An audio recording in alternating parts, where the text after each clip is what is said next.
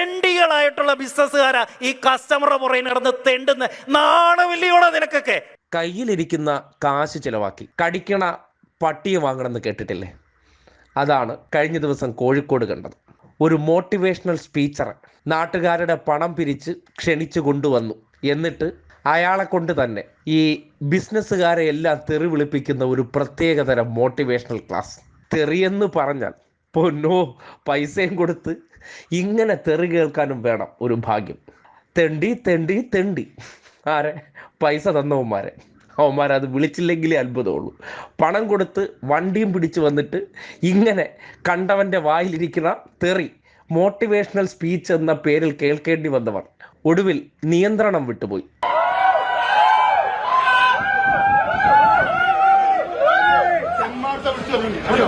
കോഴിക്കോട്ടാണ് അങ്ങനത്തെ